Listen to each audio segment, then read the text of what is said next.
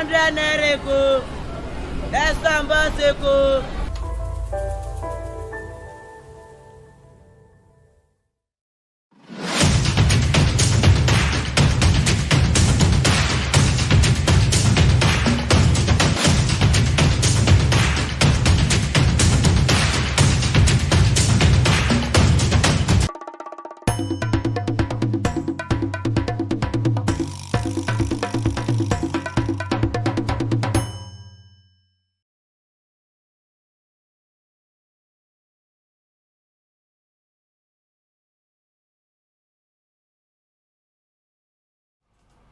Good morning, viewers. Welcome to the weekend edition of the program Lagos This Morning. Yesterday, we saw the Muslim celebration, the Ramadan celebration by the Muslims. We say a very big congratulations to the Muslims all around the world for completing the Ramadan season, and also happy Eid al-Fitr to all our Muslim brothers. Today, we'll be talking about recent news updates in Lagos State and also across the Federation, ranging from politics to entertainment to lifestyle to sports and what have you. But before then, Olajide Taufik Olamide, and I have with me here You're welcome to the show. This is Lagos This Morning. I am Gladys Alize. You know, because of you, I had to wear this, you know. You know what they say about this cap? What do they say about it? Is all these hajia and no, someone said it's pepper sellers. I used to wear it. The person is a joker. Okay, you're welcome to the show this morning. Hope you're having a wonderful weekend. All right, let's move straight to the top stories for today. A lot of interesting stories right here in front of me. Suspended Adamawa resident electoral commissioner whereabouts unknown. That's coming from INEC. Now, I don't support you. Eid, outcome of presidential election divided Nigeria deeply. That's coming from Atiku Abubakar. Tension as gunmen kill 5 policemen, couple in Imo ambush. God, please help us. Please forgive me, Buhari begs Nigerians. Well, I think he's just trying to, you know, make things right this time. Next month by May 29. How will transit? Wow. I spent a lot on R. Kaduna man kills girlfriend for attempting to jilt him. Why? CBN to empty dormant account balances on claimed funds in banks. Group wants Tinubu to prioritize restructuring. On Sudan, we have it's difficult to evacuate trapped Nigerians, coming from the federal government. All right, moving on. Before we go to the newspaper front pages, let's take a look at the traffic updates around Lagos. It's actually weekend, so I don't really think that the roads will be too busy today. Yeah. Except for those going to markets to buy weekend stores and all. You know, there's also holiday yesterday. There was holiday, you know, Friday holiday for the Muslim celebration. And I think when I was coming, there was no traffic. Everywhere was just like, you know, peaceful, calm, and the likes. But we don't know how other places will actually be. All right, it's better movement from Pleasure to Danko and slow movement on approaching Iyanokpaja under bridge, while good movement to Goye. Return journey is also good as well.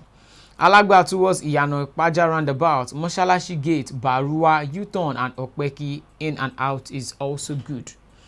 Moshalashi inwards Egbeda intersection and Isheri roundabout is okay. Return journey is a steady movement on approaching Egbeda intersection and better movement to Moshalashi. Egbeda intersection inwards Akowonjo in and out is also a steady movement. Okay, from Shomolu, yeah. Free movement from Empire inward Herbert Macaulay down to Adekunle intersection, while return journey from Adekunle intersection down to Jibowu under bridge inward Iyaba phase 1 and 2 are in good shape for now.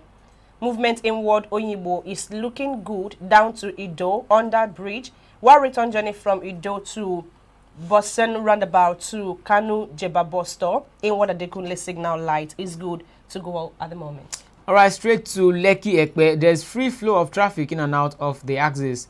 Just slight delay at alternation points. This is applicable along Amadu Bello Way and Ozumba Mbadiwe Way.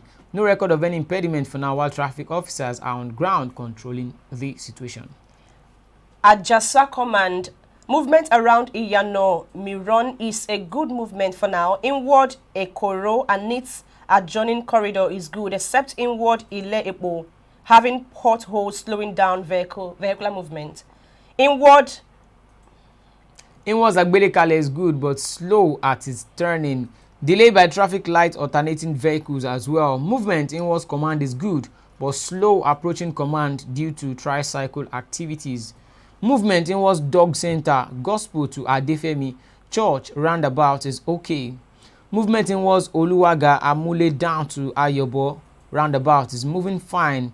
Ishefun road inwards Megida is slow due to vehicles alighting at Alaja coupled with bus stop activities, but inwards Oluwaga from Amule is a good movement. Impediment is still negative for now.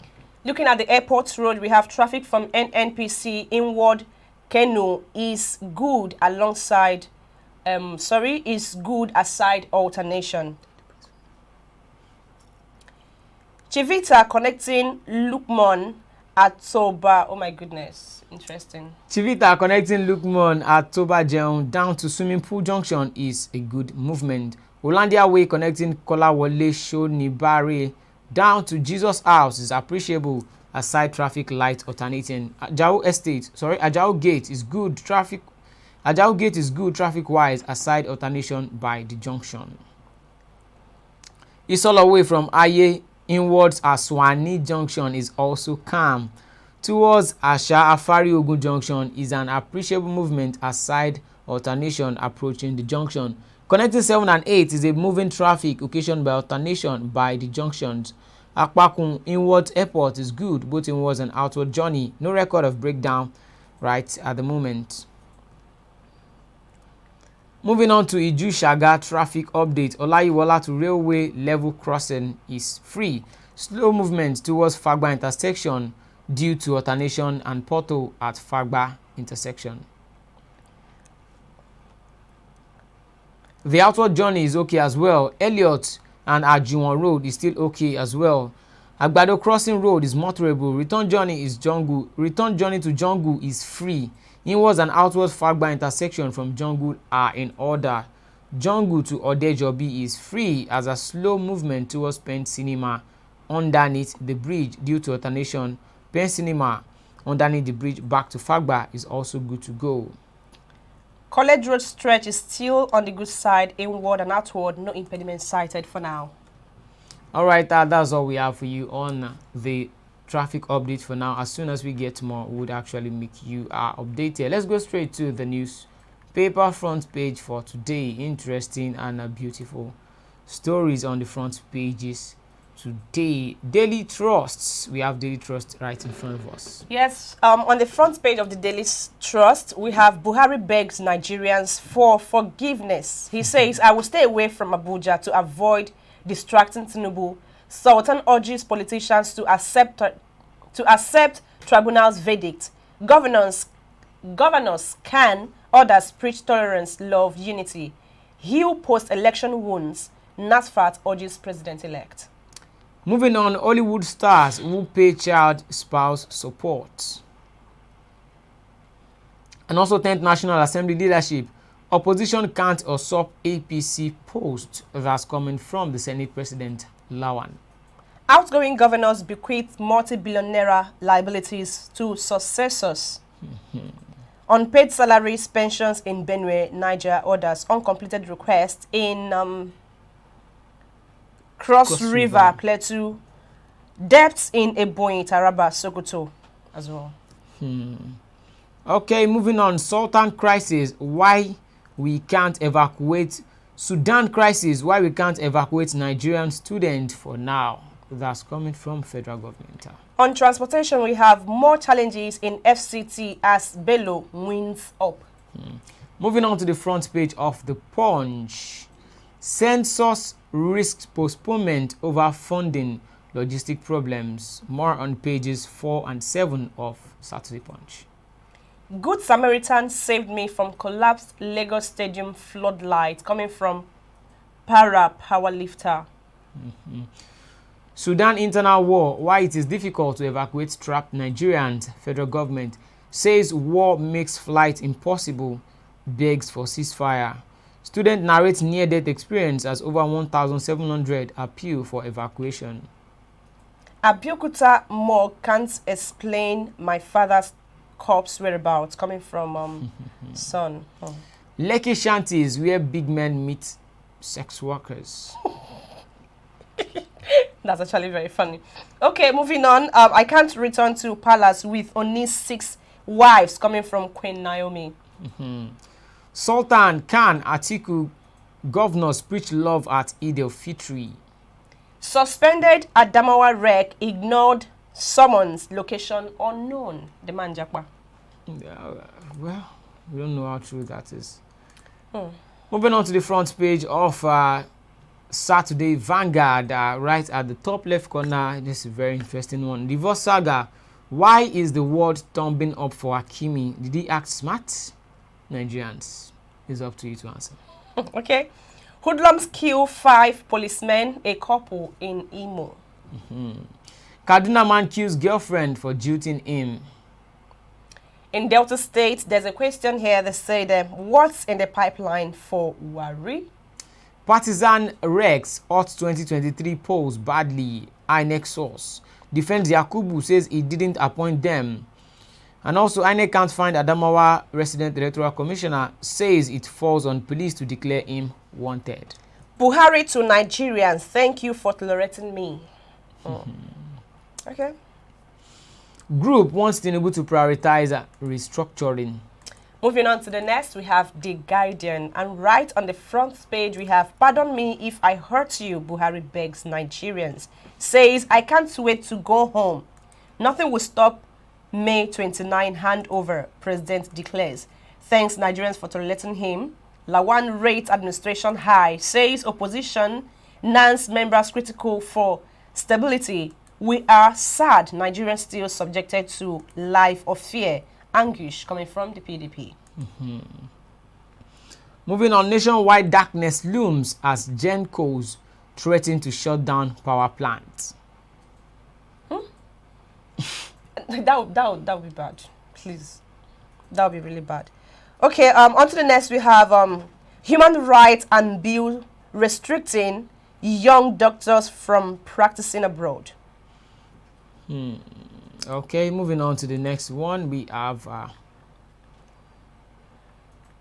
moving on to the next newspaper front page right in front of us. We have Saturday Tribune. Saturday Tribune. I will relocate to Niger Republic. Buhari begs for forgiveness with 30 days to go. Says nothing will stop May 29 handover of power. 1 year after, Alaafin's first son tells story of late king's last moment in hospital. Black Friday in Imo has gone men kill 5 policemen and couple. I had 22 cows in Kano, but they were all rustled. That was how I became a beggar in Ibadan. Oyo government to open newly constructed Ogun River Bridge. Page 5 to get Black Friday in Imo as gunmen kill 5 policemen and couple. Death by Magu in Ekiti. Court voids pastor's marriage to herbalist mistress. Adamawa State is saying that we don't know suspended Rex whereabouts. Coming from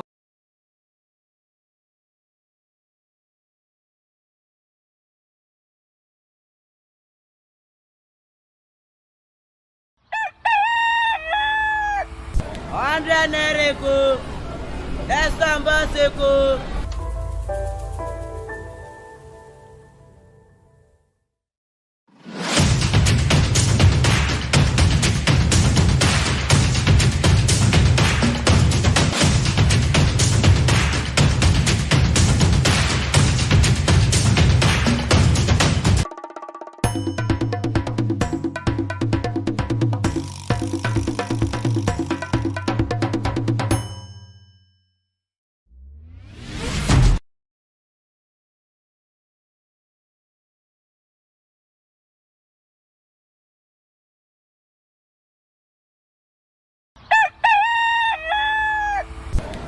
Nereko, Estambaseko.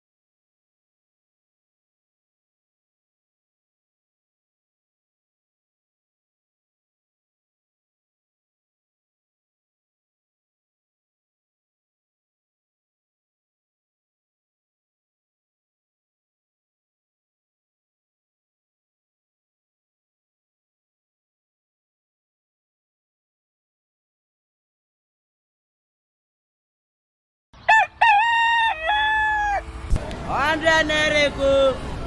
Ẹ̀sán bá ṣe ko.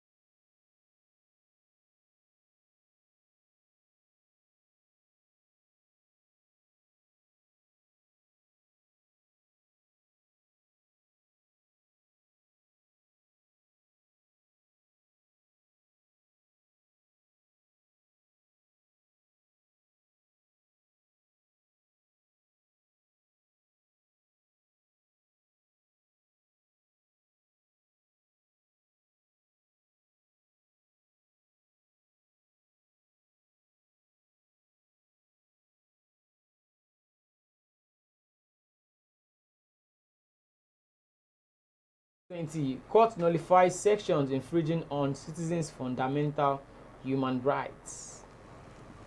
Okay.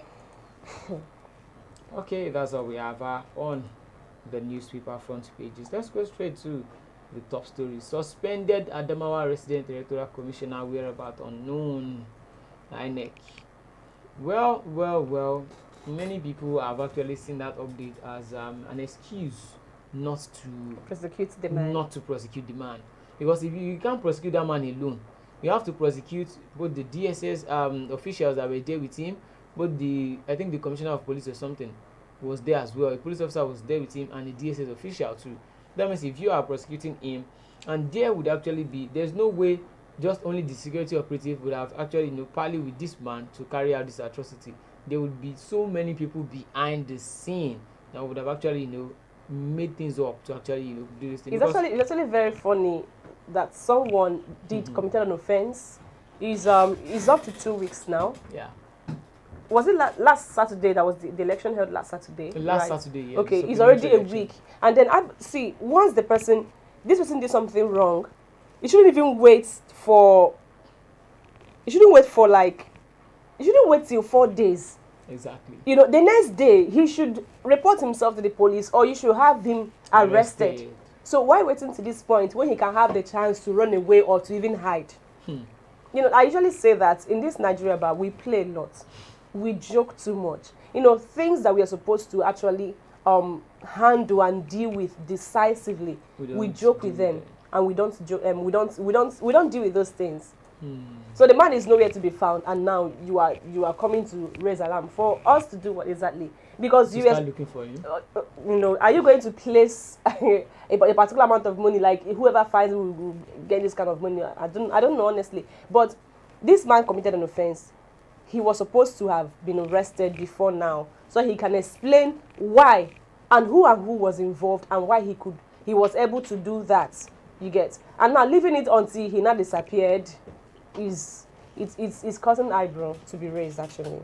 Okay, but to be candid and factual, do you actually think he would be prosecuted or something, even if it is not being announced now that his whereabouts is unknown?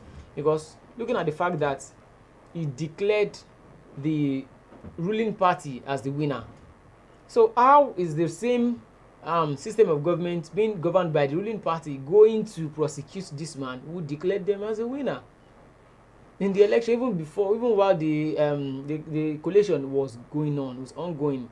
So many people are saying that there's no way. It's just like distraction technique.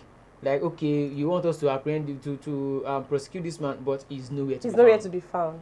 When it's even Boko Haram and this thing, they know where they are, because they have negotiators between the federal government and these people in the forest there. They know where they are. They say they're in Sambisa forest and the likes. Okay, some of the communities they're in those forests there. I know majority of them, they know where they are, but they come here to tell us that they don't know where they are. Because how can the INEC resident electoral commissioner of Adamawa State, how wouldn't they know his whereabouts? Okay, it's not possible. Did it disappear into thin air? It's not just possible. So many people are seeing this thing as just like a distraction technique. Now they will shift from what he did to now searching for the man. himself. And probably after a week or two, they know Nigerians move on so very, very quickly. And it's not as if we actually move on quickly, but there are too many issues to deal with. So we just like, let's leave this one, then we probably focus on the tribunal or focus on the May 29 swearing in, because there are still pending issues on ground, the drug cases, the, what's it called, certificate forgery and the like. So I think many people will just move on from what's going on now. Not because they actually choose to move on, but they have more things to talk about. You know, the presidential election, the case is still in court. Exactly. And then I actually saw a report yesterday whereby they said that you can only be the president after you've taken the oath. The oath. Or something like that. During the swearing in? Yes. Exactly. The oath of office. Yeah, that's just a normal process. Okay, and they said that you can't, as the president-elect, you are not supposed to take the oath of office when there is still an issue on ground, except if the issues are being sorted out by the tribunal. That's when they can actually proceed with the swearing in. And you know, because most people don't really care, like we don't really know about this whole thing and we don't care. Our own is Shebi person sha as one. So let's move on.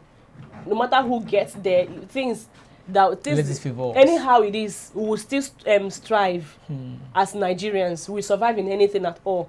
You know, even in the heat, like even if you put us inside the oven, we will still survive. You get. So that's just it. Like this Adamawa issue and all, this whole thing, they are trying to not necessarily to shift people's gaze off the election, but it's not as if they don't know where this man is, but they are trying to play a smart one so that people will just forget about it. And maybe so the people will feel like the situation is beyond them. It's beyond them. Or even to make it look like, the man he has disappeared, he has run away, or like he has done something bad and he has now run away. Okay, even if he has left the country, he passed through an airport, right? Of course. And people know that, okay, this man is supposed to face the law. The wrath of law. And he's running away. I'm not supposed to apprehend him there. Or is he hiding in his house? Even if he's hiding, does he have underground? Even if he has, they know where he stays, right? But then just that, they play too much on the minds of Nigerians that they feel that no matter what happened, they will just take the outcome anyhow exactly. It is. But I also think it's not as if Nigerians don't care or something, but just look at a case study of this Adamawa resident electoral commissioner who has been said now that he has, gone into the thin air. Now, many people will feel like they are not facing the real problem. They are not trying to bring this man to book. They are not making him accountable. Now they are playing a very it's not a smart one, because if we can actually if we can see through this kind of game, then that means it's not smart at all. Then there's no need for even bringing up this kind of game. You can actually prosecute him. Probably it should, even if you don't want to escalate or the whole thing, you can just give him a light one. But I'm not prosecuting him at all. I think that would be a very bad one for the people. But people will make reference to it later in the future. Because it's just like what the INEC chairman did while he actually, announced the result of the election while people were sleeping in the midnight. And even when audio results were not being uploaded on the RF server. So now this Adamawa resident electoral commissioner now did something similar to what he did. So now if they don't prosecute him, I think in the subsequent elections, we will be seeing stuff like this. It will be coming up every time. Collection of results was still ongoing, and then resident electoral commissioner is coming up to announce the winner when collection is not over. It's still ongoing. And now when they saw that this man is doing it, they'll be like, okay, they raised alarm. He was supposed to be apprehended during at that time. Or okay, let's say even if you don't do it that time, let the election be over. Then he should be handed over to the police or to the relevant security agency. And now you left it a week after. We are now being told that he's nowhere to be found. How would the police have arrested him when he was there with the police officers to announce this? We joke in this country actually. Okay, now I heard that the police commissioner has been charged. Charged by who? To court. Or been arrested. Who arrested him? He's a police commissioner. And do you know the funny thing? Because the IG of police have not really said anything. Yeah. Because I've not seen, even if he has, I've not seen a report whereby he has come out to caution that commissioner of police, because he is the IGP. You don't understand? He is the IGP. Yes. Inspector General of Police. And every other police officer or police personnel is under him. And he has not released a statement, or he has not even said anything concerning this CP of police that was beside a resident electoral commissioner when he announced a particular candidate as winner of a governorship election when collection of results was still ongoing. And now the rec now, who is supposed to have been arrested and even charged to court, since we are being told that he is nowhere to be found. What a country.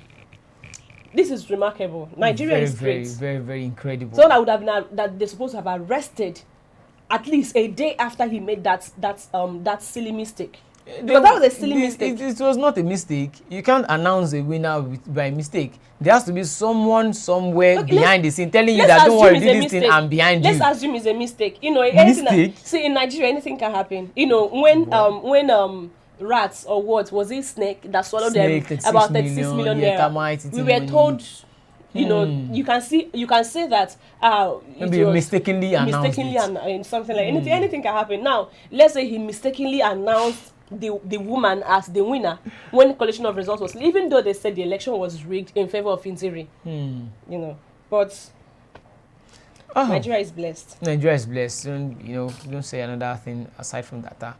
Okay, moving on to the outcome of presidential election divided Nigeria deeply. Article. I think it actually did. And I think even not the outcome alone, the process of the election, the campaign processes, and it is not the people dividing themselves. It is the politicians dividing the people across ethnic lines, religious lines, and the likes. You know, people talking about Muslim tickets. Someone is trying to Islamize the nation. Someone talking about what's it called, Igbo versus Yoruba. You know, different things. They actually went extreme. You know, to make sure election was actually won or lost. During the campaign, I told someone that before the campaign even started, that should be last year November, I told someone that this coming election, as at November, I told the person that this coming election is not going to be child's play. A lot of things is going to play. That this election, they are going to use ethnicity. Yeah. They will use religion. They will use they also use the security personnel. They will play on a lot of things. And my speculation or my prediction actually came to play because we saw it. You know, from the moment the APC candidates picked a Muslim as his running mate, I knew that was already a problem. Because I know that in Nigeria, you know, you can't sideline a set of people. Yeah. You know, all because you feel that this person from this side, no matter it's from the same distance, is competent, can do the job with me. But then you are trying to tell the other people that you guys don't really matter, even if there should be equity and fairness. You know, you see, it's just so funny that, you know, Nigerians should have, even though most Nigerians, I believe that they knew what was going to happen, but then they felt reluctant about the whole thing. And then the election came and it's over, and now I saw a report just yesterday that P2B is living on the, how they even put it, post-election something. I've forgotten how the headline came. But then my own point in this whole thing is that, see, this election, the past election, divided Nigerians in so many ways. You know, the candidates, all of them came out to say a lot of things. We heard when P2B, when he was in Anambra State, in the East, I think Anambra or Enugu, he told them, don't vote for me because I'm an Igbo man. Vote for me, vote for competence, vote for the things he mentioned. And then we also had this candidate who would not even hear anything he said, the PDP candidate. He didn't quite say anything that people could hold on to. When he went to the north and said that they should vote for him because he's the one that something like that. He actually played tribal card. It got to a point whereby, you know, all the candidates, the three front runners, the three major candidates, they actually, to some extent, you know, one person, I think two played the tribal card and one played the religious card. They were just, you know, playing with people's emotion. Because the people are, to some extent, that's why I always say that religion is just opium of the masses, to be sincere, to be candid and factual, because it came into play during the election. We saw a series of, how many Muslim clerics did you see coming out to say support Peter Obi? Or how many Christian clerics came out to say support this Muslim candidate? Majority of them supported someone who is in line with their religion. And it's not even, majority of them didn't even talk about the fact. They were just talking, okay, someone is trying to Christianize Nigeria, Islamize Nigeria. And in particular candidate said, church, take back your country. One said, okay, I'm the one, I'm the only northerner in the race, vote for me. Series of things like that. People coming up with prophecies. It was just so boxed up. And people got themselves caught up inside the emotion and the drama and everything. Like, I want to ask you a question, and thank God I remembered, because I've always wanted to ask this question, but thank God it's on the show. Do you think that this election was actually the most credible election? Credible in what sense? Ever conducted in Nigeria? Because the other day I was walking down home, I heard these two men talking behind this, like, this election was the most credible election. It was so free, it was fair, it was... I had to pause. As if I wanted to pick something. I looked at them, and they were young people. I'm like, wow, how possible is it that this election was actually free and fair? How possible is it that this election was the most transparent election? Because that's what they were saying. People look at things from different point of view. Imagine someone now in a village without a browsing network, without a smartphone, just voting in your village, and there is no issue, no problem. Then you go back to what would you say? You say, oh wow, you use your own polling unit or your community as a parameter to judge every other place. Is like, okay, this election is actually peaceful, it's free and fair and stuff like that. But once you come out or you go out there to meet the people and ask them, how is it in your polling unit? How is it in your local government? And you start hearing them out. Okay, this thing happened here. All right, this place was peaceful. With all the reports of pockets of violence here and there. In the states, particularly Lagos, at least we stay here, we can say the things we saw. Yeah, Lagos, Rivers State. Rivers alone. And then we also saw what happened in the most. The people, they actually went to it was in a bush or something. And then Anambra State. And then the INEC officials did not even arrive in time. Yeah. And the whole process was delayed and all. We can still remember whereby the INEC officials didn't arrive till 5 p.m. We also remember how people slept in polling units just because they need to cast their votes. And at the end of the day, we saw how the whole thing played out. People will keep asking, like, the election is over, so why are you guys still talking about the election? Because this election, like Atiku said, it actually divided Nigerians in several ways. And it is still dividing Nigerians. Because many people actually made more enemies. And let me tell you something. If the next president doesn't do what is required of him, it's going to, like, the post-election, this is still going to happen. It's going to come to play, because a lot of people are actually, like, regretting why they casted their votes. Do you understand? A lot of people, like, I felt this whole thing. I felt the election was going to be what they told us it would be, and then we just wasted our votes. That's how people saw it. Yeah, I actually think why I personally would say that this election is not, to me personally, it's not as if it is the worst election in Nigeria history, but majority of people will agree with me that this election, INEC actually betrayed us. Why? Because they didn't follow the Electoral Act 2022. It is there that INEC has the power to overrule the mode of transmission.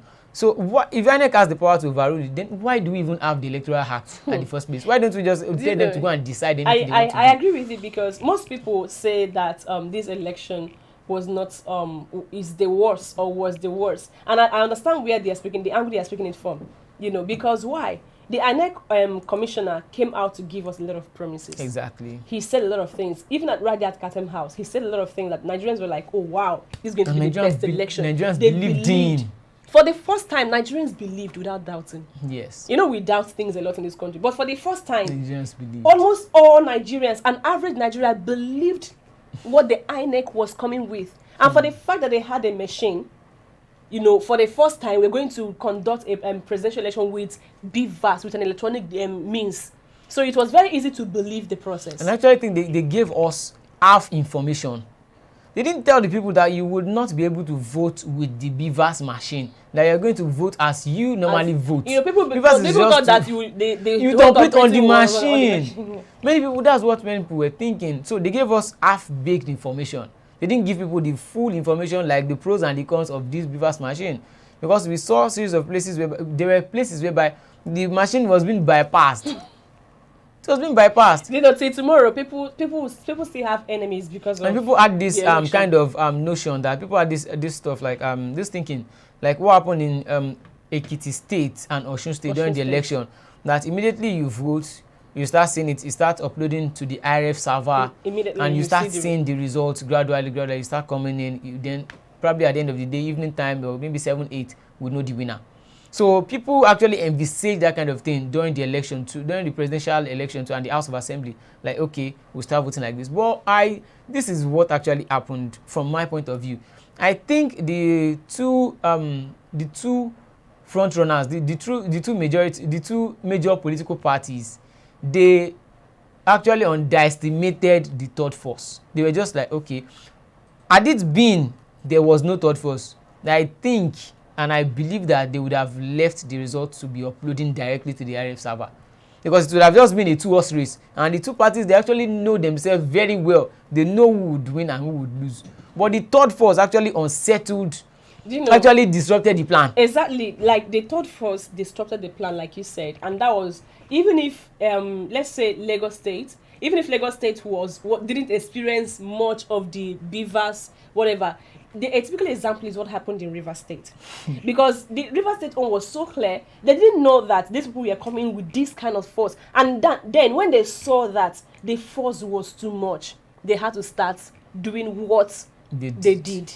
You know, we saw results coming like this, and then later we now saw results coming being corrected with T-pen, being cancelled, as if people are blind, as if people are not seeing. They actually, use a tissue paper, use a sheet of paper to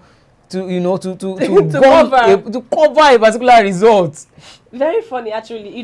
Had it been that they knew that these people were going to like pull this number of votes, they would have planned how they were going to do that.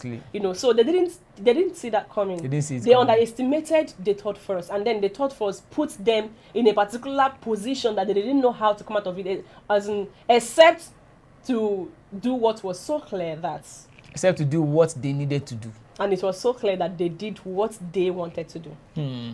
Yeah. So the election outcome, and also the aftermath of the election, the Igbo versus Yoruba ethnic that played in Lagos, stuff like that in Lagos, and also other states as well.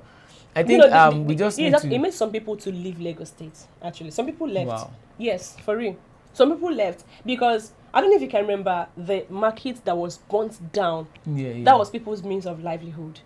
That's where people have invested all their money and earning income for years, and then it was burnt down in one day. Now tell me, some people leave monies in the shop. Of course. Imagine your money was there, and you saw how the whole place was burnt down. Like everything was burnt and destroyed. Now tell me, if that is your only means of making money, how would you feel? Some people left. Some people went back. It started raising so many questions. You people should come back home. Come and invest here. Come and open this thing that you're. Come and things like that. And it's till tomorrow, people created more enemies for themselves than friends. Because the moment I am talking, you're not aligning with me. You've become my enemy. Those Yorubas that aligned with the Igbos, that stood with the P2B and all, they were together. And then those ones that did not stand with the obedience, they are very, very aggressive. Exactly. The moment you are not obedient, you are talking and that to slap you 90 minutes.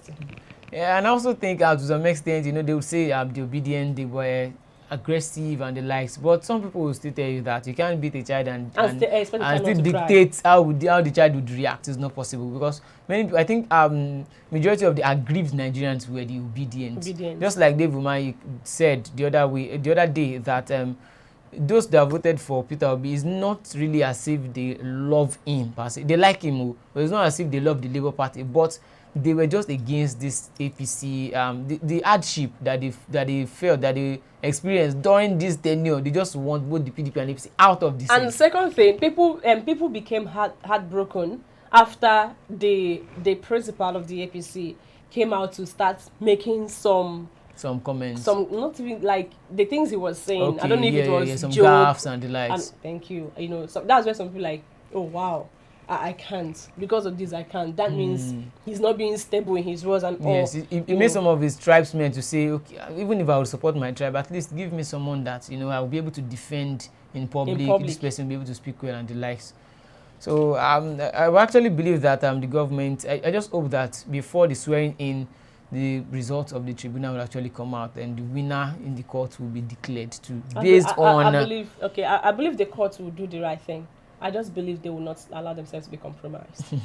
Honestly, because that is where the worry of most Nigerians are. If the court gets compromised, that means there's nothing again to do about it. There's no going back. No, but if they stay steadfast and without being compromised, I think the whole thing will be okay in no time. All right, we have a lot of people watching us right now. You can be part of this program by smashing the like button. You can also drop your comment. What do you think about the outcome of the 2023 election? Article coming out to say that the outcome of the presidential election divided Nigerians, which is true. Do you think that is true? And how do you think it is true? Just I actually agree with him on this. He hardly talk. Yes. He does not talk too much. He doesn't talk much. He just talks once in a while. And also, tension as gunmen kill 5 policemen couple in Imo ambush. This gunmen is people that they need to know who they are. Because do you remember 2 years ago, 2021, ungun men was just everywhere.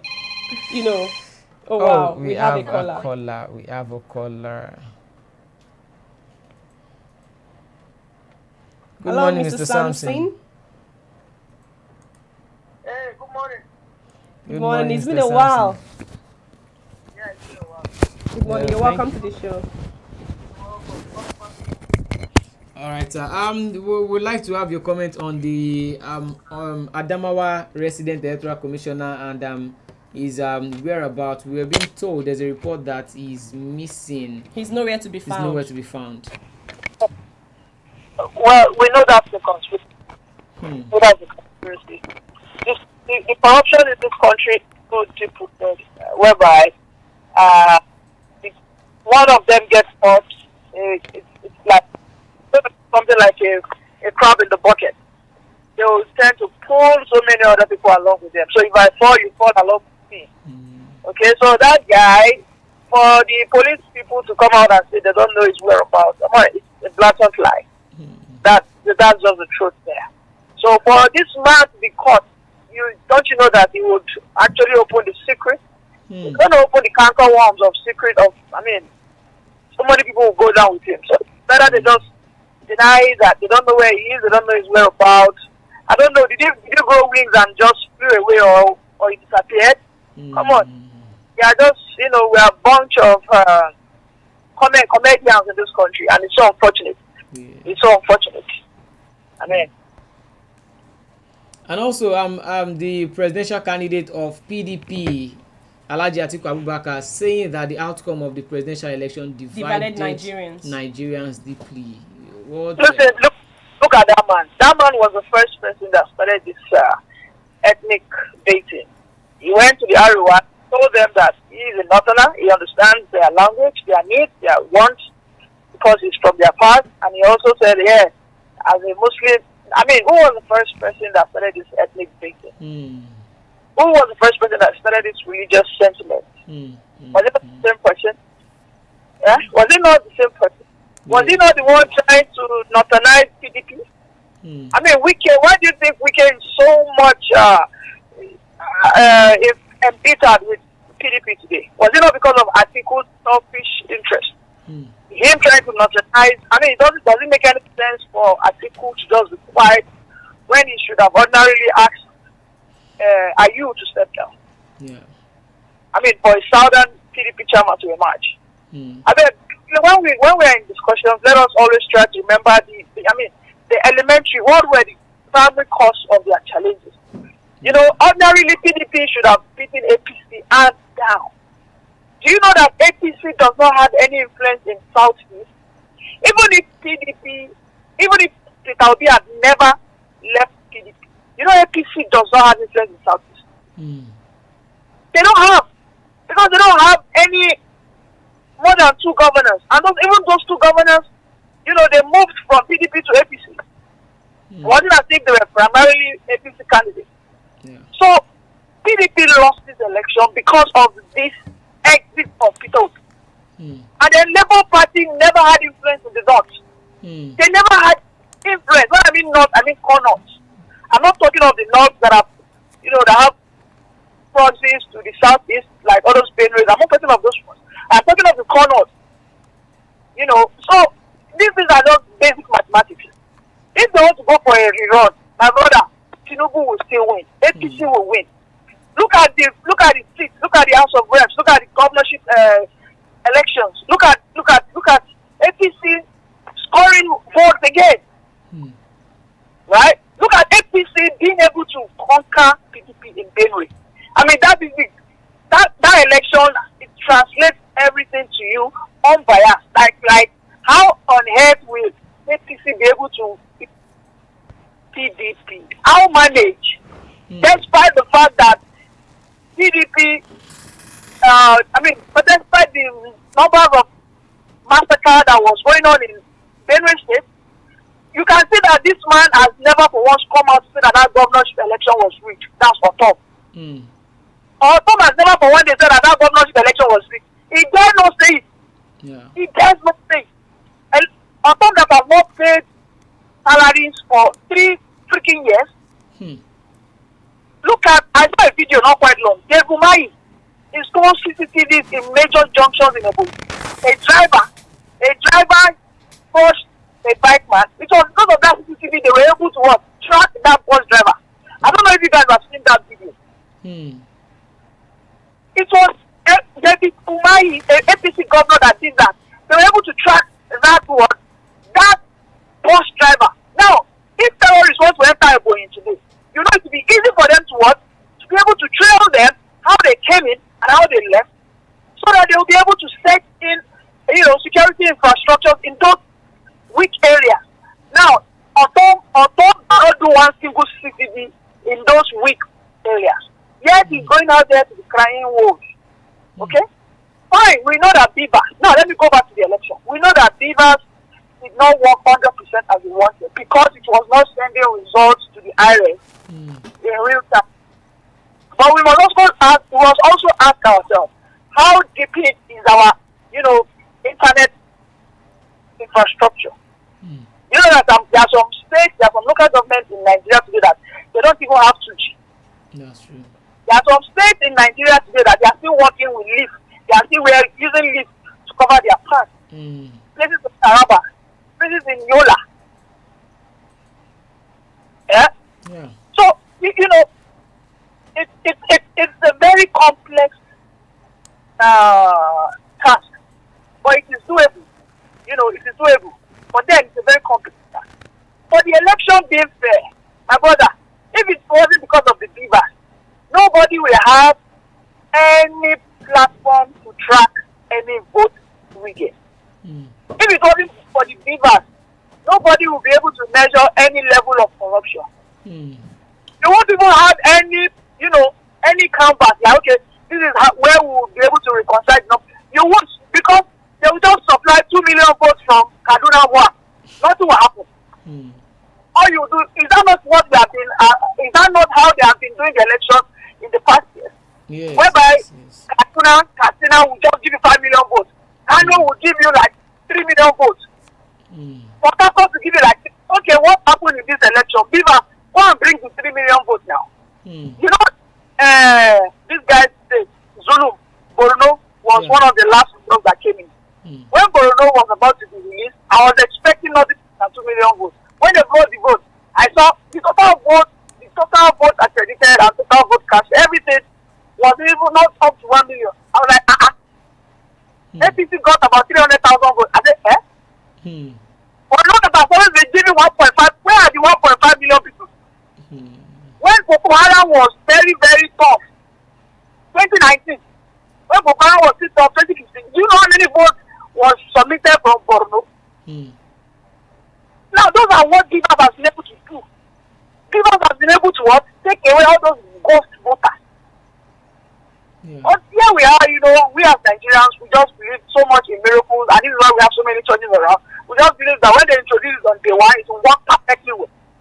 We did not discuss about our own human errors, our own human deficiencies, some polling unit agents, some presiding officers that will collect bribes, some polling unit agents that will compromise. We did not discuss on that.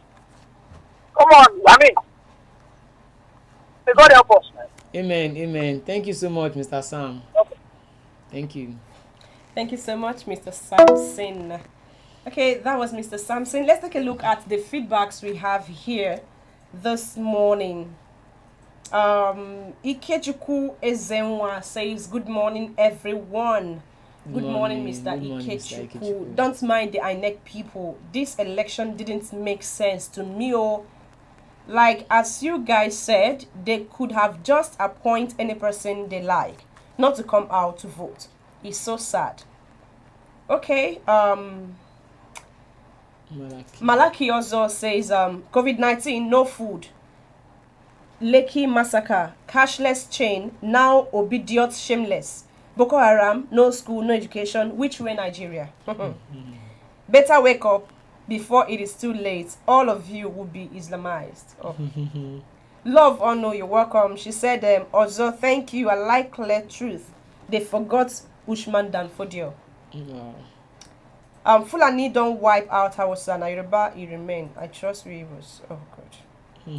At love, oh no, my son name is Onu too. Wow. Oh wow. Interesting. Well, to some extent, I think Mr. Sampson has actually spoken well. Because now, article that is saying that Nigeria is now divided, he started this thing, started the whole thing, going to the north to tell them that do you know what's about the man? He doesn't talk too much, but he will just be saying things like the way he just say it. He will talk and he will not relax. As if he didn't say anything. So that's the tactic as well. And we need to talk about the human errors too, and the preset. I said something before the election. I said even if this machine would work 100%. How about the human factors that's there? That's why I always say, if we are really, really serious about this thing, remove the human factor. Just let them just be a kind of, let them just monitor the process, not have a hand in the process. Program the machine whereby, I don't know if, we have BVN numbers, we have NIN numbers, sync all these things together. Let it be just one number, then let us be using one card. You use your card to vote, just like slotting it in the ATM machine, then you bring out money. Then you slot it in, probably it shows welcome Miss Gladys or something. Then it brings out all the parties' names. Then you actually, either you touch the screen or something, then it sends to the server directly. This INEC staff will just be there, probably 3 or 4. To monitor it. Just to monitor you, not to say, okay, put your hand here or something. And it should be in open space. So I think if it is like that, now whereby the machine will just be on the table or something, then people will be there looking at it. Who do you want to vote for? APC or PDP? This is where APC, this is where PDP is. Then it should just be like that. But if we say, okay, let this presiding officer, okay, after the election, there will not be a kind of form whereby they will transmit the result. That is where the human factor would come in. Whereby they will actually, bring the House of Assembly result and substitute it to the presidential result. Whereby they will play everything to their own favor. But I know these people, they cannot create a system that will lock them out. They can't create it. They want to have influence on the system just to make things work in their favor. So that's just what majority of them are doing. So even if you are blaming the human factor, they created it. They created it in a way to favor them. Just like creating the Electoral Act, whereby they left a loophole for themselves to explore by saying that INEC has the power to override the transmission process. And we were not told about it. We were not told. Until after the election. That's when we not heard about that one. So it's after the election before they will tell you that, okay, you check the Electoral Act. We didn't say that it's only the Electoral Act to follow. There's a part whereby it states that INEC can decide how they want to transmit it. They didn't say all those things before the election. So sometimes it's good to air our mind as well. But sometimes there's something we need to just look at things critically, putting our emotions aside. Yeah. It's very, very important too. Okay, moving on, we have this report as gunmen kill 5 policemen and a couple in Imo State ambush. In recent times, late last year, Imo State was seriously in the news. The incidences of gunmen kidnapping, killings and shootings was really much in Imo State as at last year, and this year again they've started. So does it mean that the Imo State governor, Senator Hope Uzodinma, is not doing his job well as the sitting governor, even though his first tenure will be finishing this year? And from what the Imolites that I've heard from, I've been able to speak with, are saying, they're saying he's not going to smell that seat for the second time. Because in ever since he unseats Hope Emeka Ihedioha, the killings in Imo State have been much, really much. You know, there's this thing. Well, I wouldn't say it is coming from an opposition party or something, you know, trying to truncate his government or something. But if we look at it from that angle as well, there's a point there, because we've seen instances whereby when the opposition party is not cool with the main party, with the person who actually wins the election, they will try all their possible best to truncate the sitting governor or the president's effort to actually make the state or the country okay. So even aside that as well, I think in Imo State now, and there's this thing, they have to work on their security personally first. They have to work on their security. What are those things that they have put in place? Just like Mr. Sampson said, in which state did he even called, right? Called just now. He called a particular state whereby there's CCTV camera, whereby they used to, you know. That's Ebonyi. Yes, Ebonyi State, as a surveillance measure to get all these gunmen and other people that would want to truncate, you know, the security in the state. So have they actually put these things in place in strategic locations?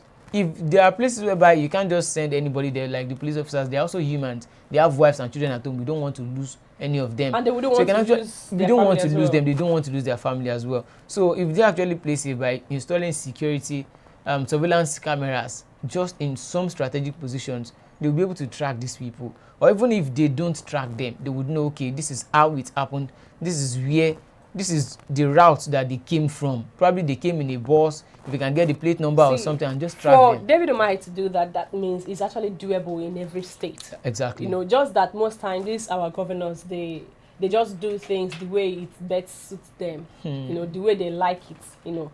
Okay, looking at this killing that happened in Imo State, about 5 policemen. Am I correct? Yeah, 5 policemen killed and a couple as well. You know, this Imo State and the killings is becoming really much. And the year is just starting. We're not supposed to be getting this report, being that we believe that, or we feel that by now, these whole killings in Imo State is supposed to have been supposed to have reduced at least to a barest minimum. But then here we are again getting this kind of report from Imo State. And also even beyond Imo State in general, you know, at times I feel like if some of our politicians are not using this set of people, we wouldn't have them in the society. Now the question, who are these gunmen? These are like, who are they? You will see people that mask their faces. They will come out on the streets, they will start shooting. Who are they?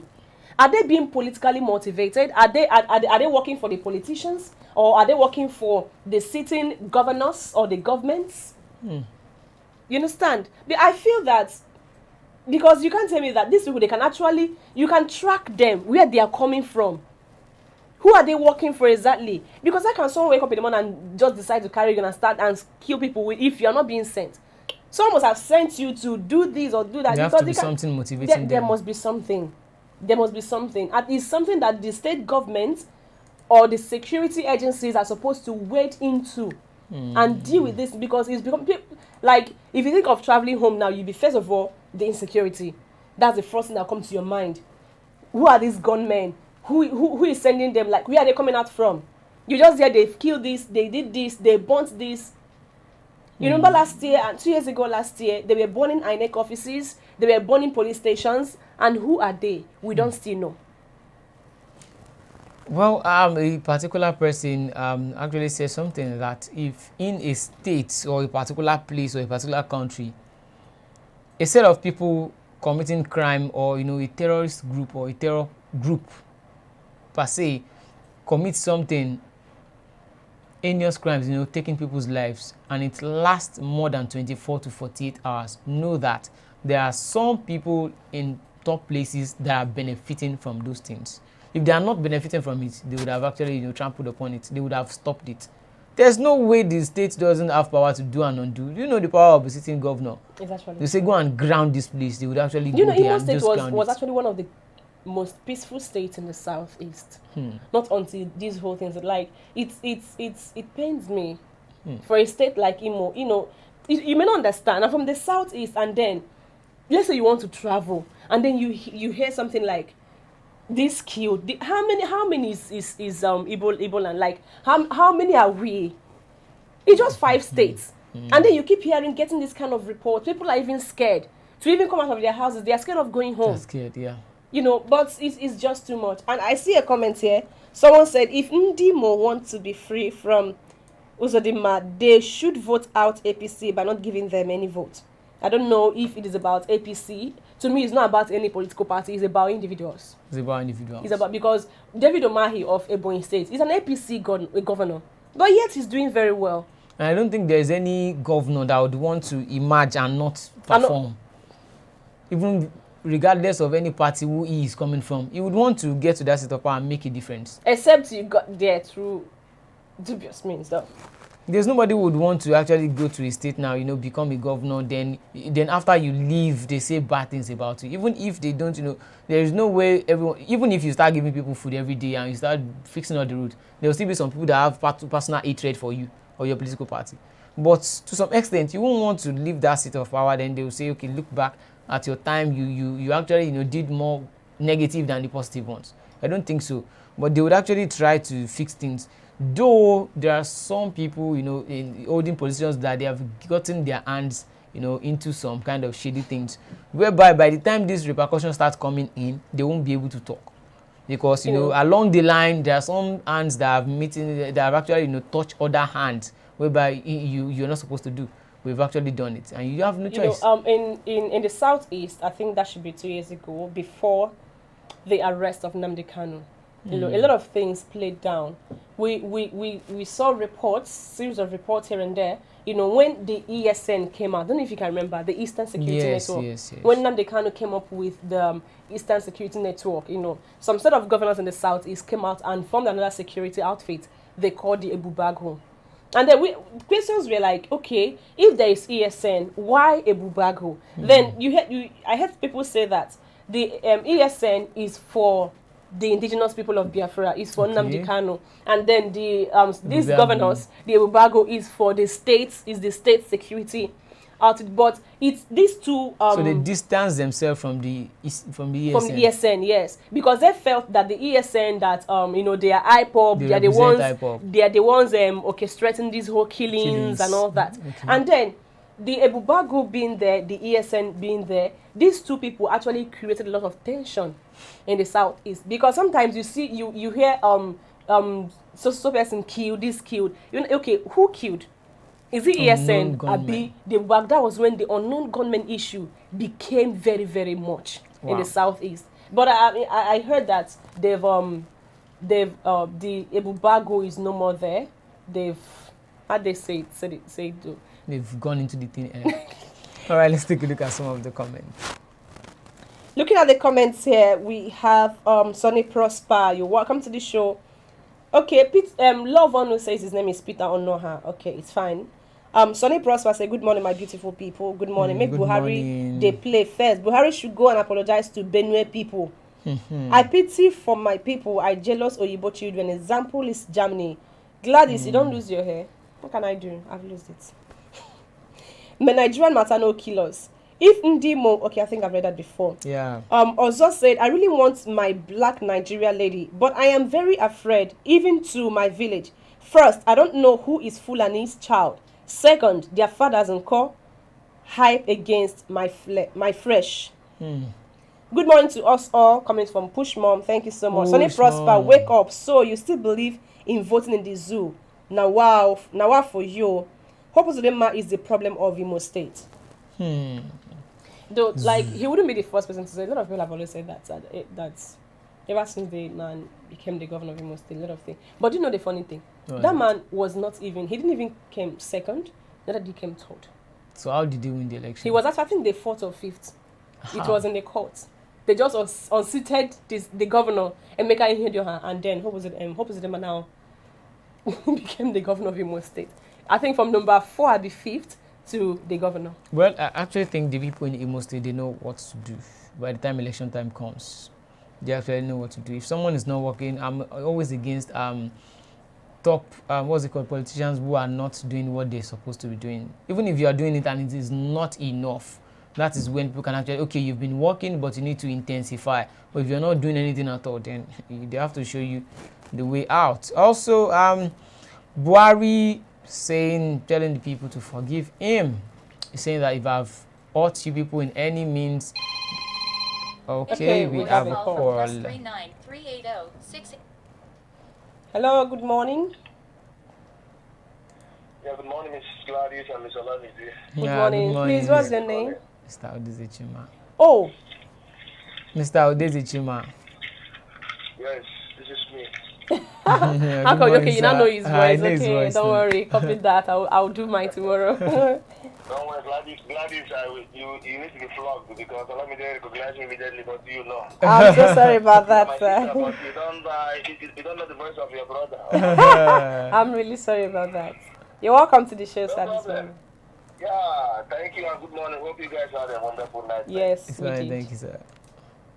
Yeah, thank you for your program once again this morning. I need to call in to give my own piece of show.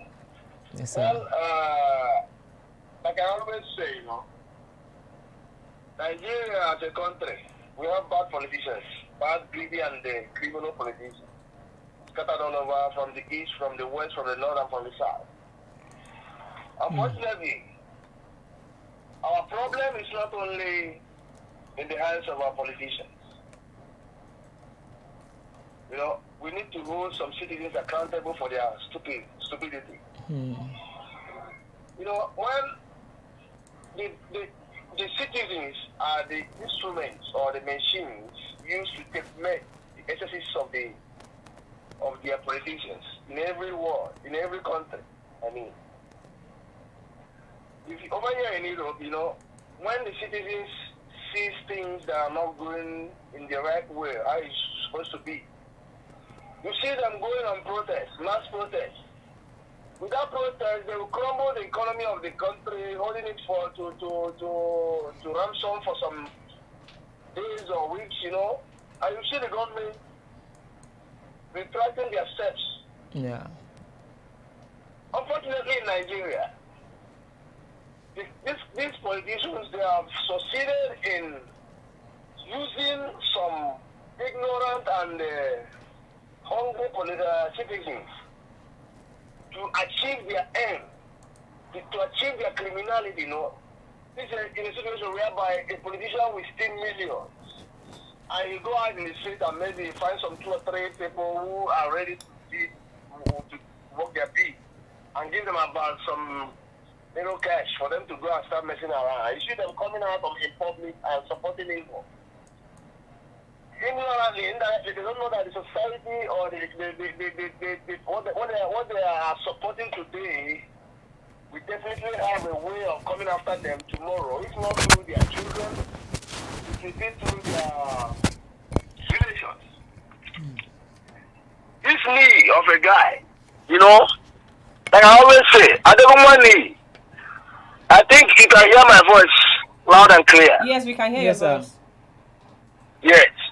The guy that called before, that said his name is Mr. Samson.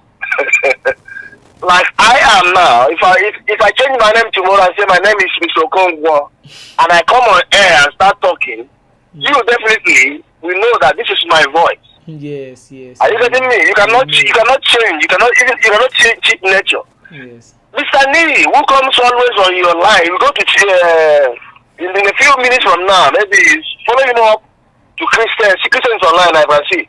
You can see him truncating and rattling with his baby voice, defending Tinubu and APC and Buhari. Then he will come to your show, morning show, your platform, and he will answer Mr. Samson. Come on, what are we talking here? This is the citizen of Nigeria. He's a foot soldier of Tinubu in or APC in Lagos State. And he's getting some peanuts from their quarters. And he's doing a dirty bid, which will yield him nothing than what he's getting now, the peanut he's getting, at the detriment of other citizens. How can someone come out online and start defending him? ABC, as it stands, this election that was carried out in Nigeria at this point, since I existed as a Nigerian, this is the worst election I can, even a blind man see it. But you see someone like me coming out here and be talking blah blah blah blah blah, defending evil, saying that what kind of it?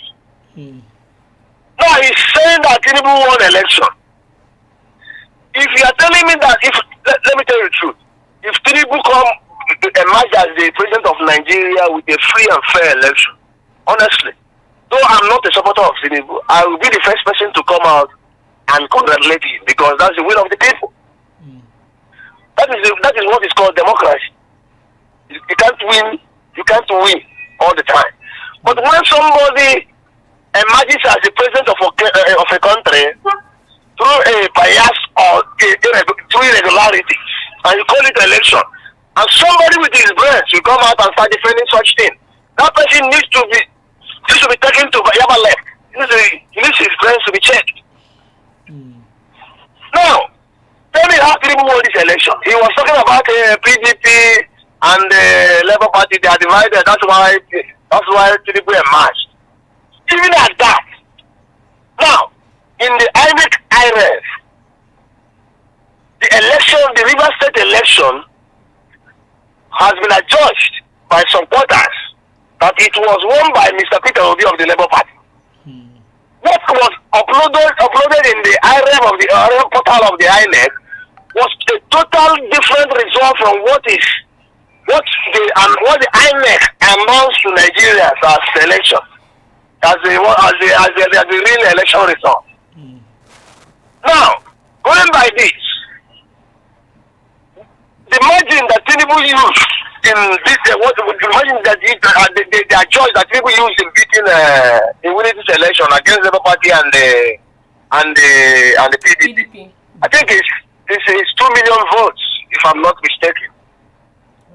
Now, go back and recheck. The election that the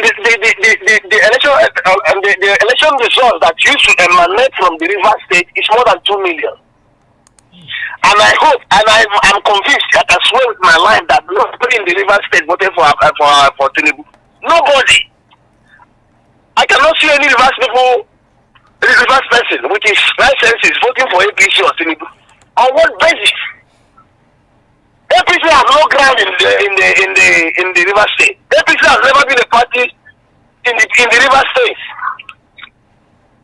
Now, you can see during the campaign, during the elections, during the campaigning period, how the Rivers people took out in mass. Go to the streets and do some interviews. You see that people are still crying today that their votes, their will was submerged and was given to somebody that they didn't vote for. Now compile all these votes. Go back to the southeast. I can tell you authoritatively that nobody is licensed with both APC in the southeast. From Owerri to Umuahia, from Umuahia to Enugu, from Enugu to Abakaliki, from Abakaliki to Awka, from Awka even to Asaba, from Asaba to Edo State. Nobody voted for this party. Tell me how this, for instance now, tell me how APC was able to get 25% vote in the east, in the Imo State. Now, compare all these things together. Bring these votes from the southeast. Bring this one from the south. Bring this one together. My magic. Automatically, Tinubu has no ground. They didn't get any votes. Any tangible vote from these two zones, southeast and south. And tell me now how this man emerged as the president. Tell me who voted for him. ghosts. The ghosts now vote in Nigerian election. Now, you can see that Mr. Buhari yesterday was telling Nigerians to pardon him, to forgive him if he wronged them. I'm not asking. This man now knew that he's a that is the truth. Conscience. God created human being and gave him something like a check meter, which is our conscience. Even the highest criminal in this world knew that what he's doing, the conscience will be telling him what this thing you are doing is not good. It's not good. It's not good. Tinubu himself knew that he's a failure, 100%. Are we starting from the economy he met better? And he's leaving the economy in a most time in shambles. Are we talking about the security that has gone from bad to worse? Are we talking about the judiciary system of Nigeria that Mr. Tinubu met a better one and he has bastardized it 100%? Are we talking about the food, the hunger in Nigeria right now? Are we talking about the health system? Tell me where this government now, you own APC government, say that they have tried. Tell me just one. I have searched, I'm continuing searching. I have never seen one area now I would say, this is where I will say, okay, this will try. Tinubu and APC, they scored F9 parallel from 2015 to even if there's anything that is worse than F9 parallel. This is what we give to Mr. Buhari and me. Okay, now, considering all these things, tell me now how people got the morale, how did people manage to vote these people into power? Bringing another disaster in waiting.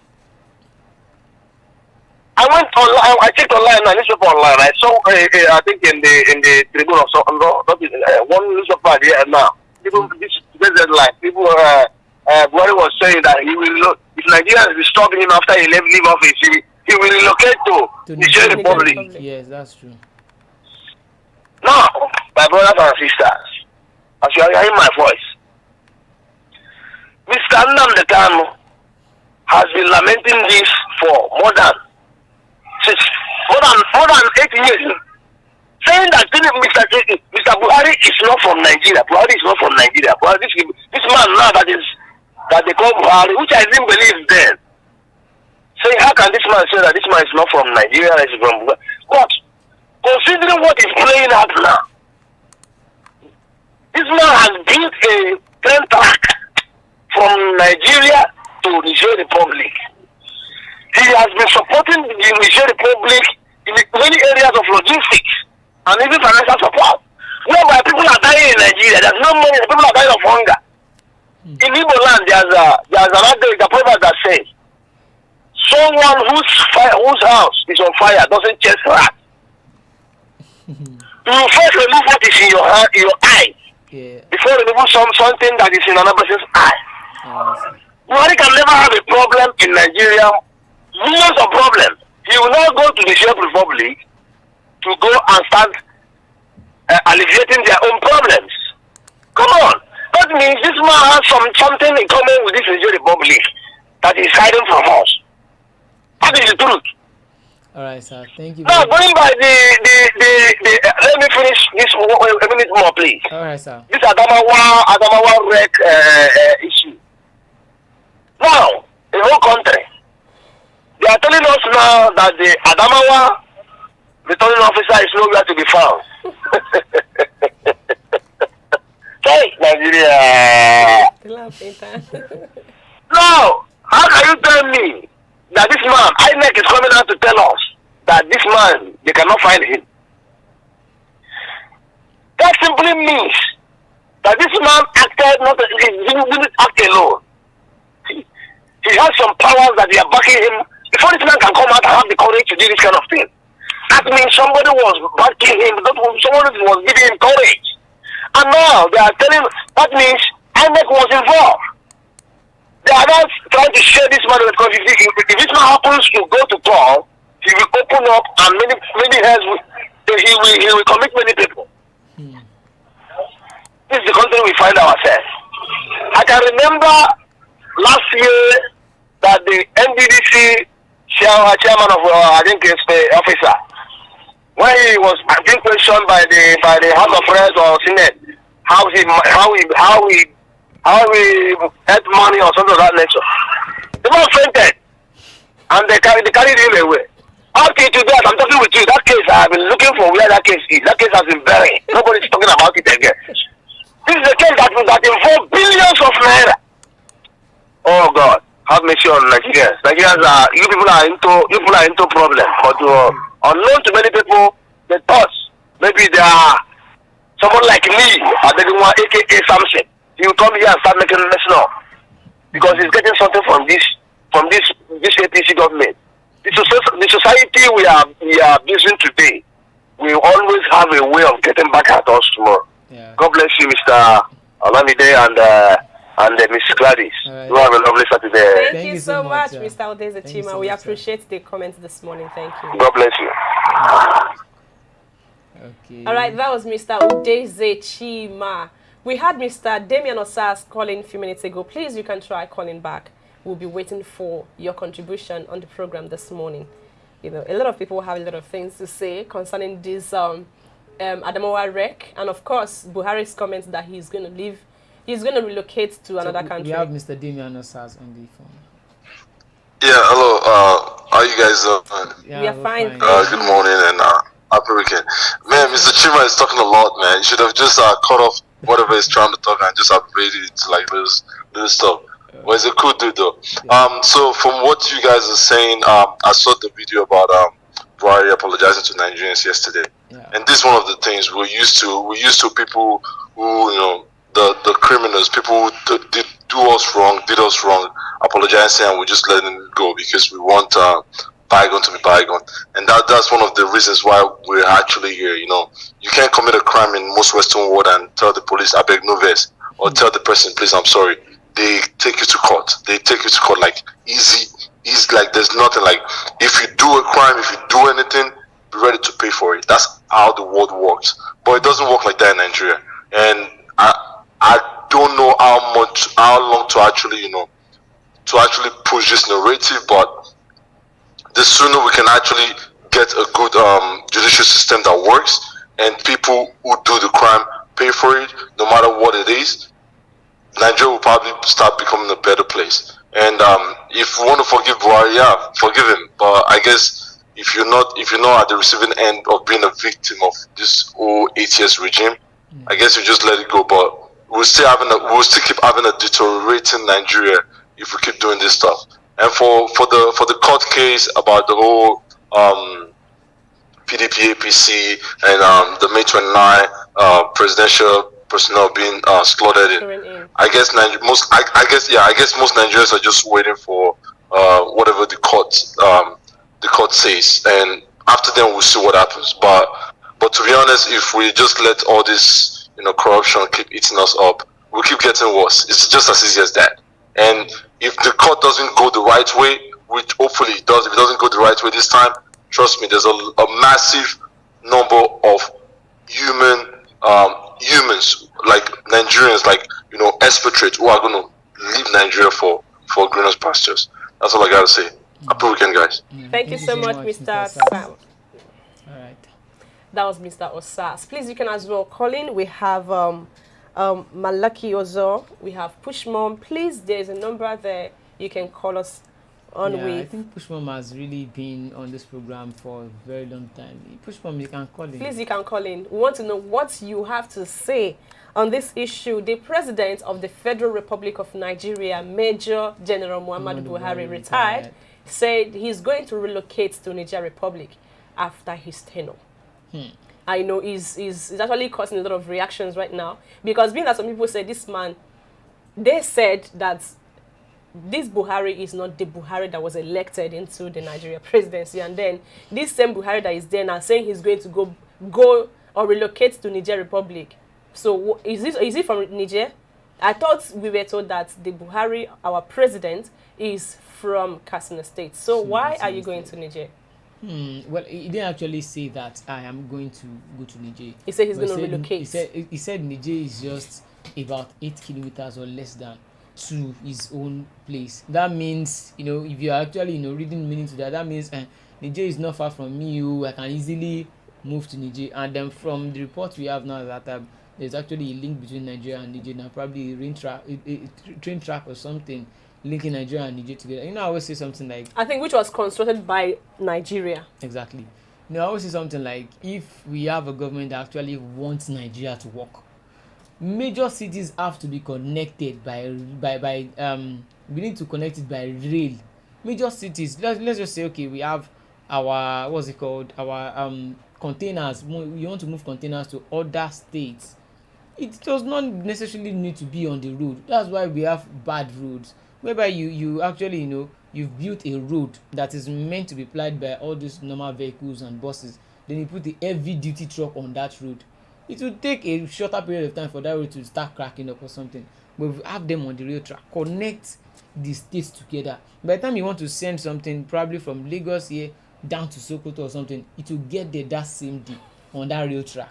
But whereby you want to start driving from Lagos, to Ibadan, to Ore, to Anambra State, then you enter Enugu, then you start going. It will even take longer period of time. Now look at our fuel too as well. What's it called? Petrol and the likes. Some will say they are driving from Abuja down to Lagos State. By road. So Just bad. Put this thing on the rail On the track rail and track. let it keep sliding. But because our rail track are not trusted, that's why. Okay, actually, I saw a comment here that is making me laugh out loud. Let's read some the very comments. last comment. I will read others, but let me read this because it's actually very funny. President that wants to japa. That's actually very funny. That's hilarious. This is very, very hilarious. But to be sincere, everyone is trying to japa. To japa. So even our president now is Want to planning japa. Ah. It's very funny. Let's take a look at some comments first before we move on. Okay, Mr. Love on say, thank God I left that zoo. I promise never to come back. Mr. Malaki also said, if you honor the get deep eyes, you understand that it is INEC that is trying to fix Nigeria, divide and rule. APC here, Labour here, PDP here, maneuvers and pictures. Push bomb 800 million US dollars you borrow because I and well-meaning Nigerians don't need that money for any reason. If Buhari thought of forgiveness, he should have kept to his word by free, fair and credible election. He actually said that this is the most credible election conducted in the history of Nigeria. And he's happy that it happened during his tenure. Damian Osaz, I can't really say I won't be going back home. If I didn't have any ties to home, yeah, it would be easy, but not sure I can halt. Patricia Kamulete said, sorry if I didn't pronounce that well. President that wants to japa. Oh my God. That's Mr. Malaki, I'm watching from my phone, so when next I'll call to explain all about Nigeria from A to Z. I love Nigeria youth. Time to stand up. In APC, no Buhari but presidency, meaning everyone is a boss. Osas, go back to collect to Nigeria. What's happened to you? Remember NEPA, bank, road, hospital. Damian Osas, he has been traveling overseas for checkup. What do you expect he would do when he leave office? Probably not even live in Nigeria again. That's very funny. Okay, let's drift a little bit away from politics now to a little dicey story now.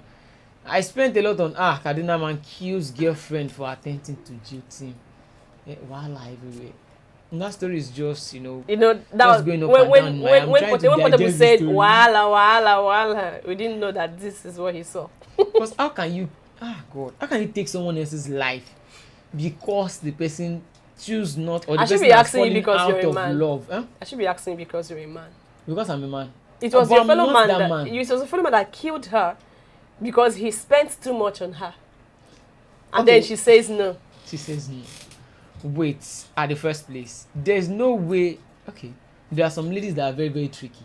Maybe they will trick you, they collect your money and the likes, while there are some that are, they are honest. Even if they don't open their mouth and tell you that, okay, guy, I'm not feeling you, I'm not into this thing. If you're giving me this money, you're just giving me for fun. I'm not here to do all these things you want me to do. I think but as the man as well, you should be able to read meaning. Money can't buy attraction. Attraction comes naturally. Money can't buy it, and money cannot buy love. Okay, let's say okay, I start asking a lady out now. You know, if even be me, because me, I get all that's what I focus on. You're chasing a lady. Okay, no, don't let me use the word chase because you're not even meant to chase a lady. She's like you want to take care of her. Why can't you be chasing someone you want to take care of? No, it's not possible. Let's say you walk up to a lady now, or she's your friend or something, and you've seen something, probably her beauty or her character, then you. And you want to take the friendship to the you next want to level. take the friendship to the next level. Then you speak to her You like, get it. okay, well, Gladys, so I've been seeing one sign of you, something like that. Are you telling me? I'm facing the camera. I'm not facing you. Okay. Oh, Nigeria Future is watching me. You should not go and shoot me. No, he's not lying today. Okay, let's just say you say, okay, Gladys, one or two things, you know, coming up with all those moo lines by us, yeah. And then, unfortunately, this lady says that, no, I'm into a relationship, or no, for now, I don't want to be in a relationship. Then you start, you know, pestering her. Although, ladies, you guys can be funny at times, you just want to play hard to get, you know, just let the guy chase a little bit. But as the guy, you would know. Because you will feel that energy, it won't be coming natural. You'll be the one to put out the calls, you check up on her, give her money, your time, you know, attention. But she's not reciprocating as much as you are doing. Some will feel like, okay, with time she will fall in love. No, it doesn't work that way. Nobody falls in love with time or something. If you fall in love, it just takes maybe, in fact, few seconds. There are some people, just look at them. Like I always say, don't fall in love. Stand in love. Stand in love or walk in love. Mm-hmm. Don't love fall. Is not blind. Don't Open fall. Your two eyes. You know, when you are falling, that means you are blind. That means you have no control over yourself anymore. That means, see, it is when you're not seeing properly or when you are blindfolded, you will fall. So don't fall in love. Stand in love or you walk in love, so you'll be okay. So actually, what this man did is just totally wrong. In the same country, I think same thing should be done back to him, because you can't money and love. You know, when love is there, money will just only make the love to work well. It's like oil. It's just like what's it called, like farm and fertilizer. Let's say you don't have a farm, then you are buying fertilizer. Where do you want to put the fertilizer? Saying there, love has to be there first before money would now. They said just like what they said, love is sweet, but when money enter, love is sweeter. Which means you have to get that love first before you now put the money into it to make it work faster and even better and more effective. But now he has killed the girlfriend. Just because the girlfriend tried to duty. I told you something yesterday. Though you agreed with me, it was some set of people who disagreed with me. All right. You know, as a guy, when you're walking up to a lady, you know, if she doesn't want to, she'll give you the body language. Except you're not paying attention. That's when you will say she ate my money. Or you're adamant. Or you're like adamant. Your own work, money. You feel that if I keep giving her money, she's going to agree. If she's not like you, she not like you. If you like spend your money, she will collect and last she not agree. You know, it's just very important that we pay attention to avoid. She ate my money, and after I did everything to her, she abandoned me. And then, being that you are this emotional person, you can't bear it to now go kill someone. But you also remember that the punishment for murder is what? Is hanging. Yeah. And also, I actually love what Mr. Adiman said. He said, I'm sure there are traits of the guy being violent. She just ignored it. Exactly. Thank you.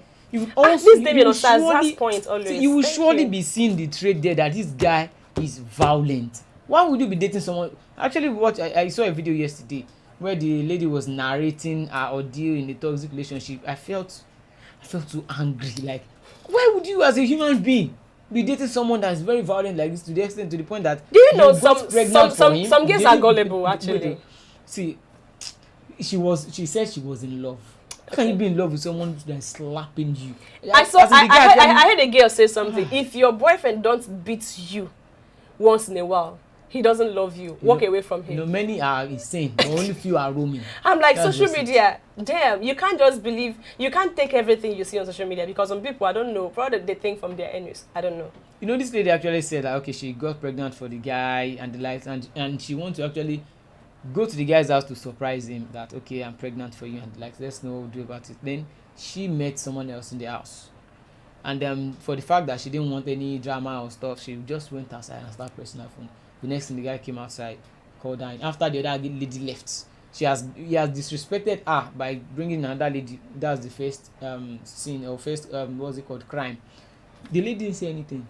Then he called this lady, this pregnant lady, the normal girlfriend, go. Then this lady entered and said, okay, what will you eat? The lady said she's not hungry. Before he even before she was even able to divulge the information that she's pregnant and likes, the guy, something happened along the line and the guy started beating her. She said she was about 7 months gone then. The guy beat her up to the extent that the baby shifted. As in, the baby will start facing down, like the baby's head will be down, like it is getting to the time of delivery. He said the baby shifted and the baby was like in horizontal position. Oh, so sad. That she fainted. Then the guy poured water on her. She got back to life. The guy still continued beating her. I was just like, did you remove your brain? How can love blindfold you to the extent that you can survive anything? Some people are that way, some people are actually that way. Like this guy now, he has killed the girlfriend because you spent money on her and she still said, no, I don't want to do this. I believe that she must have given you red flags and you ignored it, and then you go face the punishment. Definitely there's a punishment waiting for you, and we'll report it as busted anyways. I also think other ladies out there should ensure, run away from toxic relationship. Some ladies per se, there are some that they can't even go a month. Like, let me just be single for this month. Nobody should disturb me. I just want to be myself. Let me even discover my purpose or my life. What do I want to do? They will start feeling lonely. They can date anything. That's why some people, even before you go into a relationship or something, be comfortable in your own skin before you be able to just go into a relationship. Because I've heard series of things from some other people whereby they'll say, okay, someone is not even this guy or this lady is not even up to their standard, but they just add to, they have to be seeing me with somebody now. All those kind of mentality. I think to some extent both of them they are to be blamed. Because as the girl at times, even when the guy starts spending money on you and this guy has this little bit of toxic traits or being domineering, tell him point blank, all these things you are doing to me, all this money you are giving me, you are not trying to buy me over. I'm not ready for all these things you want me to do. So I think to some extent the lady and both the guy too, you spent your money and she decided not to love you. Well, let's take a look at the feedbacks that we got on this love issue. Damien Osas, said, I'm sure there are threats of the guy being violent. She just ignored the red flag. Osas says, hello, stop this love things. Talk about what is affecting your government. Okay. Love Onu says, Osas, 10-15 years, zoo change. Okay. Love Onu, maybe me and you will change it sometime. We can't just write off Nigeria. I really pity anyone who will ever give a woman money to be in a relationship. Ask yourself before you come into her life, who has been giving her money? No one has the right to take life, no matter what. See, some people are giving girlfriend allowance. 50K, 60K, 100K. That it works for that person doesn't mean it's bad. So, thank you. Girlfriend allowance. Please, thank you. Don't spoil people's show. Don't try that. Don't spoil people's show. Just spoil their updates. Zoological Republic will never change. Hence, Fulani is Nigeria is like changing the word of Elohim. My goodness. My God. Damien Osas, everyone handles heartbreak differently. Besides, loving someone have to be watchful. Loving someone, one has to be watchful of how their partner deal with emotions. And when they showcase some sort of domestic violence, is a sign. Just leave, don't talk much. The next scenario might be death. Exactly. It's like this man is a relationship therapist. Love Anu said, Malaki, thank you, Jare. Me, I hear Islam, I run. I just think just leave. I think many people should just be able to tame their emotions. No matter, I would always say this, and I can say it any day, any time, anywhere to anybody. I can't love you to the point whereby I won't be able to do without you. It's not possible. I won't allow myself to get to that point whereby you can't live my life anymore. I won't allow nobody will leave that point. Because even if you don't walk away or something, what if death comes along the line? Because anybody can die at any time. What if death comes? What if you change? What if you start acting up or something? If I start loving you to a point whereby I don't want you to go again, Oga, it's not possible. You can't even reach there. I've just I've blocked that part. Okay, moving on this show because we'll soon round off. Like we are almost rounding off the show. Let's just look at this. CBN to empty dormant account balances on claimed funds in banks. If you have a dormant account, this is the third time we are saying this because this report, we've gotten it a long time ago that CBN will empty dormant accounts. So if you have an account that you just kept on dormant, you've not been using, you better go and activate, except you want to dash federal government your money. I think there are other accounts whereby it is not the personal account. There are accounts, because I saw a series of reports on that, whereby even people's comments, like there are some people whereby, let's say the head of the family dies now and he has a lot of money in his account, and the family are still fighting because of the money. They can't release the money to any of them for now. So how would the government now claim that kind of money? And even those that should be claiming the money, they are still not in accord to get the money out. And those men that use their mother as their next of kin. and then the mom is late, and the man is the next of kin. And then the man too dies. So what happens to the majority of people that do that? It's not as if they keep their money in their mom's hand. They open an account in their mom's name with their mom's information. Okay. But should just be a signature to the account. Then they make themselves a next of kin to the account. So they have full access to the account. I wouldn't want to say much on that, but these reports have been coming, federal government and then dormant accounts. So if you have any money in the bank, or you're not in Nigeria and you have this account that you were running before you left and it's dormant, please, you need to know what you can do to it. Mr. Love said, okay, his name is Love as well. So they never say never, they say yes, you can fall in and get stuck in love. No, I don't want to get stuck, never ever. I won't get to that sticky part of love. Yeah. It's actually very funny. Yeah, you know, when you start going into love, you get to a point whereby it gets sticky. It's like muddy part of love. So for you not to get to that part where you get stuck, just stay at the peripheral. You will have this report of some Nigerians being trapped in Sudan, and then the federal government is saying that they cannot be evacuated. I don't know. Right now there is flight risk in Sudan. There is what's it called? There are issues right now, political issues in Sudan, and it's even getting worse every day. Please, Nigerians, please stay safe. If any plane is flying right now, it's at its own risk. So for now, I think if other African countries like the African Union, help, right? ECOWAS can actually intervene or just speak to them there in Sudan to just allow other foreign nationals to be evacuated, even if they want to continue their, with themselves there, let other people leave first. So I think the African Union should be able to come into this situation, because we can't just have unions like ECOWAS, like the AU and the likes, and they are unable to intervene and look out to what is happening in Sudan. Then if they can't do that, then why do we have this kind of unions if they are not so effective? Now imagine more than 50 countries in Africa, then even all the presidents together should just be able to come together and speak to them in Sudan like, you are our brother. Even if you're having internal crisis here, if you resolve everything, you will still come back to the meetings, like the African Union meetings, and like, so what is going on here? Can we, even if you're not ready to listen to any of us, can we evacuate our people? Our people, at least. Just at least.